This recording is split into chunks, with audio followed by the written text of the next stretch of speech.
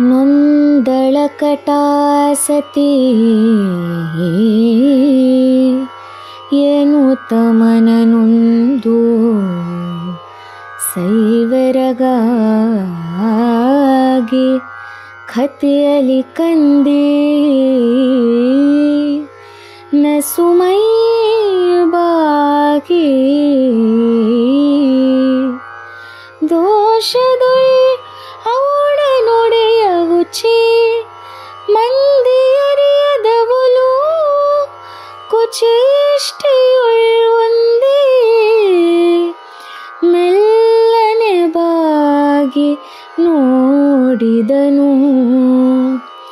ಅಂದು ರಾಜಾಲಯದ ಮುಂದಣ ಮರನನು ಆ ಭೀಮ.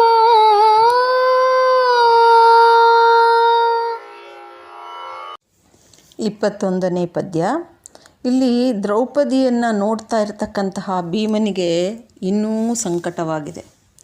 ತುಂಬ ತಳಮಳದಿಂದ ಒದ್ದಾಡ್ತಿದ್ದಾನೆ, ಕಳವಳ ಪಡ್ತಾ ಇದ್ದಾನೆ. ಕೋಪದಿಂದ ಅವನ ಮೈಯೆಲ್ಲ ಕಂದಿ ಹೋಗಿದೆ. ಸ್ವಲ್ಪ ಮೈ ಬಗ್ಗಿಸಿ ರೋಷದಿಂದ ಅವಡು ಕಚ್ಚಿದ್ದಾನೆ. ಜನರಿಗೆ ಗೊತ್ತಾಗದಾಗೆ ಮನಸ್ಸಿನಲ್ಲೇ ಒಂದು ಯೋಜನೆಯನ್ನು ಸೃಷ್ಟಿ ಮಾಡಿಕೊಂಡಿದ್ದಾನೆ. ಮೆಲ್ಲಗೆ ಬಾಗಿ ರಾಜಾಲಯದ ಮುಂದೆ ಇರತಕ್ಕಂತಹ ಮರವನ್ನು ನೋಡಿ ಮುಂದಿನ ತನ್ನ ಕೆಲಸವನ್ನು ಆಯೋಜನೆ ಮಾಡಿಕೊಳ್ತಾ ಇದ್ದಾನೆ. ಅಂದರೆ ಇಲ್ಲಿ ಭೀಮನಿಗೆ ಇರ್ತಕ್ಕಂತಹ ರೋಷ ಆತರ ಪಟ್ಕೊಳ್ಳಿಲ್ಲ. ಅವನು ಕೂಡ ತಕ್ಷಣವೇ ಹೋಗಿ ಅವನ ಜೊತೆಯಲ್ಲಿ ಹೋರಾಡ್ತೀನಿ ಅಂತ ಯೋಚನೆ ಮಾಡಲಿಲ್ಲ. ಸಮಯಕ್ಕಾಗಿ ಕಾಯ್ತಾ ಇದ್ದಾನೆ. ಹಾಗೆ ಮುಂದಿನ ತನ್ನ ಕಾರ್ಯ ಯೋಜನೆಯನ್ನು ಮನಸ್ಸಿನಲ್ಲೇ ಸೃಷ್ಟಿ ಮಾಡಿಕೊಂಡಿದ್ದಾನೆ. ಏನು ಮಾಡಬೇಕು ಅಂತ ವಿಹಿತಾವಿಹಿತವನ್ನು ಯೋಚಿಸಿ ಮುಂದಿನ ಹೆಜ್ಜೆಯನ್ನು ಇಡುವಂತಹ ಪ್ರಯತ್ನ ಮಾಡ್ತಿದ್ದಾನೆ. ಇಲ್ಲಿ ದ್ರೌಪದಿಯ ಕಷ್ಟಕ್ಕೆ ಅವನು ಸ್ಪಂದಿಸ್ತಾ ಇರೋದನ್ನು ನಾವು ಇಲ್ಲಿ ಕಾಣಬಹುದು. ಒಳಗೆ ನಿಶ್ಚಯಿಸಿದನು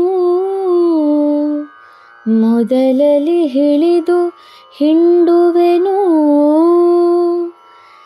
ಇವಳ ಬಡಿದ ಖಳನನು ಇವನೊಡ ಹುಟ್ಟಿದರನು, ಇವನ ಖಿಳ ಬಾಂಧವರ ಬಳಿಕ ವಿಗಡ ವಿರಾಟರಾಯನ ಕೊಲುವೆನು, ಅರಿಯದ ಮುನ್ನ ಕೌರವ ಕುಲವ ಸವರುವೆನು ಎಂದು ಕಿಡಿಕಿಡಿಯೋದನ ಭೀಮ.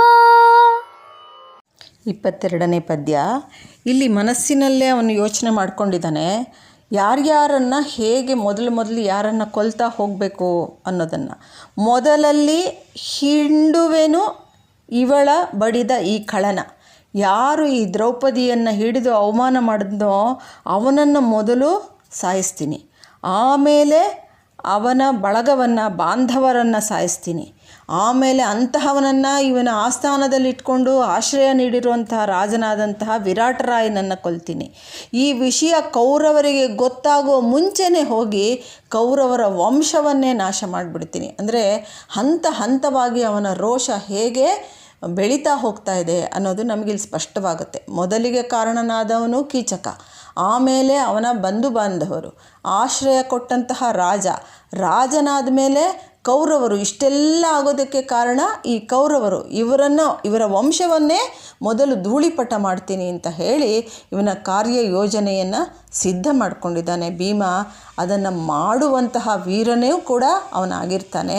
ಆದ್ದರಿಂದ ಇಲ್ಲಿ ದ್ರೌಪದಿಗೆ ಸಹಾಯಕನಾಗಿ ಏನೆಲ್ಲ ಮಾಡಬೇಕು ಅನ್ನುವಂತಹ ಅವನ ಯೋಚನೆಯನ್ನು ಕವಿ ಬಹಳ ಸುಂದರವಾಗಿ ಹಂತ ಹಂತವಾಗಿ ಅವನೇನು ಮಾಡಬೇಕು ಅಂದ್ಕೊಂಡಿದ್ದಾನೆ ಅನ್ನೋ ಆ ಯೋಜನೆಯನ್ನು ತುಂಬ ಚೆನ್ನಾಗಿ ಕಟ್ಟಿಕೊಟ್ಟಿದ್ದಾರೆ.